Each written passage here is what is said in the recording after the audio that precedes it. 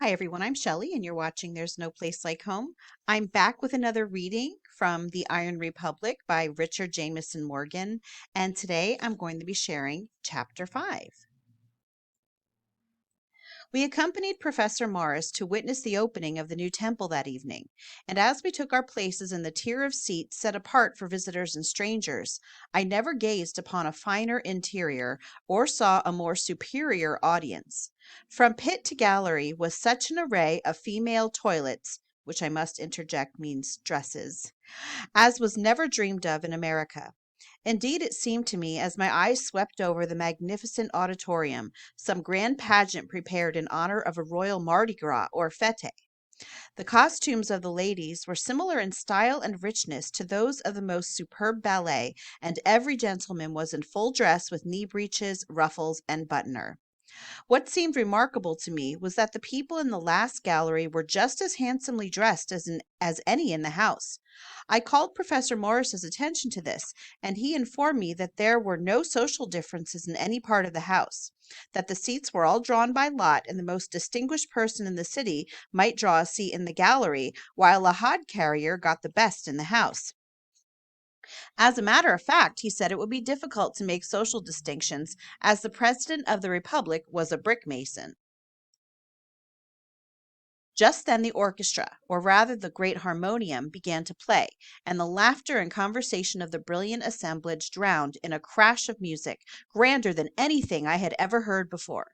From a tremendous explosion of harmony, it would sink to the softest tones of flute and harp, and then again swell to a crash of melodious sounds in which were chimes of deep-toned bells, roar of drums, shrieking of horns, and concussion of anvils, dying away again to the delicate, tremulous quaver of a single violin string. And as these divine strains from the instrument rose and fell in the production of the musical drama, the theme was illustrated by wonderful spectacular view projected on the curtain of the stage.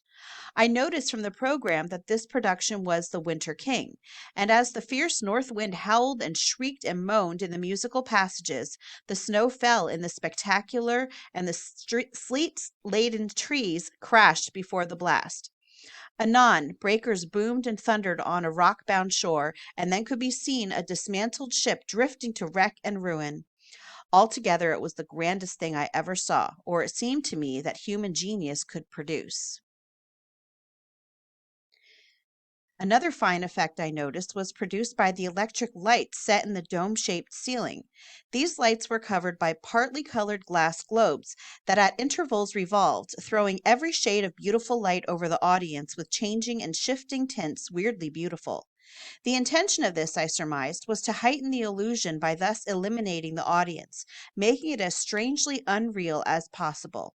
It was successful, and in all, beautiful beyond my powers of description. You not only heard, you saw and felt. With the dying away of the last deep roll of thunder, the sinking of the wind to a sighing zephyr, the subsidence of the black white maned sea, the sweet warbling of a bird that seemed to carol its song in an ecstasy of delight that nature's convulsion was past, the grand finale was reached. The sun burst forth as if by magic. The great auditorium was illuminated by a pure white light, bright as day, and then the curtain rose. As it rolled up, a picture was seen in the background, at the sight of which the concourse of 5,000 people rose as one man and waved their handkerchiefs and applauded to the top of their bent. It was a simple picture, and yet it evoked the wildest enthusiasm. Just a backing of sky, and in the foreground a massive iron pillar with a quality of solidity and inertia about it which no words can convey. Overarching the pillar was a rainbow, and on it were inscribed the words, "The state was made for man, not man for the state."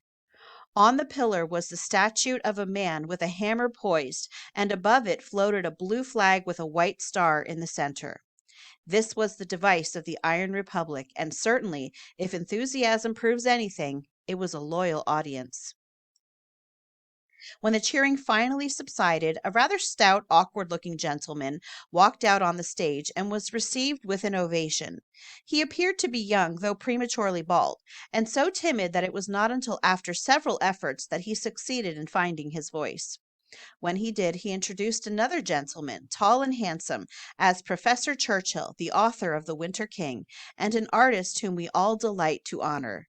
The artist received his need of applause, and bowing with a gratified smile, they both left the platform. "Ah," said I, turning to Professor Morris, "now I perceive that I am indeed in the Iron Republic, for your Churchill would never have gotten off in American without a speech." "Never fear," replied my companion. "We will doubtless have speeches enough before we are through, even in the Iron Republic." On inquiring who the timid young man was that appeared on the stage first and was received with such applause, I was informed that it was Professor Hallam of the National Conservatory and the greatest musician in the Republic.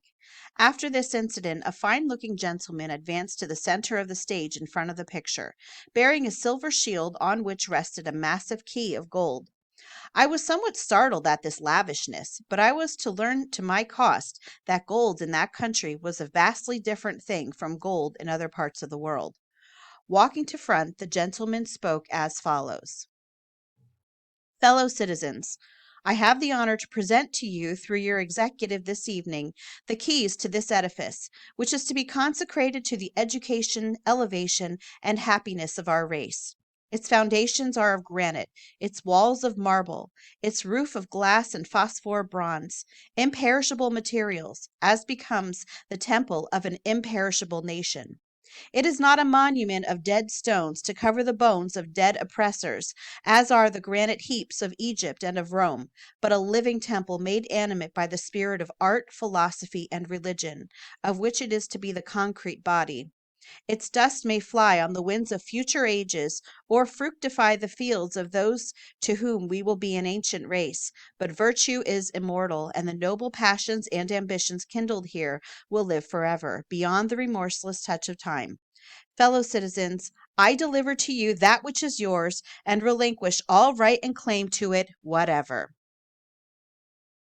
Here a modest looking gentleman with stooping shoulders and the carriage of a working man mounted the platform amid perfect tumult of applause, and lifting the key from the shield with a bow, thanked the architect, for such he was, in a few well chosen words, for the skill and painstaking bestowed in the creation of such a work of art, and as that gentleman retired from the stage, turned to the audience and spoke in part as follows: "Fellow citizens, the earth may be likened to a great laboratory where things are made, tested, and improved, and where nothing is perfect enough as yet to be stamped with the seal of immortality. So far, eternal power seeks no permanent form. Changeless in its nature, it is most changeful in its manifestations and expresses itself in a million forms that wax and wane and pass away, leaving the spirit of power to enter other bodies. Under the dust of the moistless desert we find the track of the long perished river. Beneath the greenest landscape lie other landscape buried. So in the realm of thought. Delve where we may, in literature, art, philosophy, or religion, we evermore turn up the ashes of things that were, and so in turn shall the dust of things which are slip through time's fingers and find the roofs of things to be. And as genius molds and remolds the pliant clay till the perfect form is reached, as the eagle with each revolution in his circling flight mounts upward to the sun, so nature in her ceaseless evolutions grows more perfect with each succeeding change.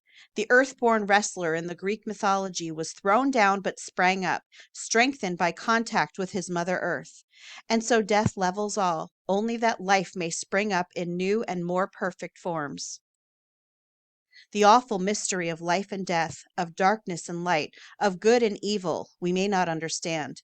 But we know that where two lions matched strength to strength and died in combat sprang up two lilies fragrant and fair, and enriched by the dead carcasses of savage beasts they grew luxuriantly tall and beautiful. Thus does nature through the mystery of death effect the transmutation of savageness and strength into sweetness and beauty. And thus do her analogies teach us that the evils and inharmonious of the present time shall combat each other to death, and through death transmute their undying forces into harmonious forms of beauty. And so shall the flight of the arrow become the spray of the fountain, the sweep of the broad sword the song of the circling scythe, the tumult of war the shouting of children at play. We give this introduction of the president because it was so fine of itself and so impressive and effective in its simple and modest delivery. In his further remarks, he dwelt on the affairs of the Republic, the prosperity of the people, and the possibilities of the future. It was a splendid address of 20 or 30 minutes, after which there was more music, the reading of a poem composed by a local poet for the occasion, and an address by the burgomaster. There were also remarks by a celebrated actor, and the program closed with a beautiful anthem by Professor Hallam and an invocation and benediction by a venerable old gentleman who I understood my countrymen to say was a professor of Christian philosophy. At the conclusion of the exercises, Captain Brent and myself were presented to the president and had a few minutes of pleasant conversation with him. He informed us that he was made aware of our arrival in a few minutes after we came ashore, and would have telephoned his greeting, but that he anticipated the pleasure of meeting us in a few hours. He tendered Captain Brent and myself the freedom of the Republic, and invited us to accompany him to the capital the next day. The invitation was warmly seconded by Professor Morris, who commanded us to make his house our home during the visit. Being desirous above all things to see the country, I accepted their invitations and parted from them with the understanding that I should meet them at the office of the affable Director of Navigation the next afternoon. And that is the end of chapter 5. I hope that you enjoyed it. If you like this video, give it a thumbs up. If you haven't subscribed and would like to hear more of what I have to say, I would love if you would do that. If you have any questions or comments, you can leave one down below. And if you like my work and you would like to become a channel member, I will leave a link in the description box for that as well. Or you can just click on it right on my channel page. And I hope you have a great day.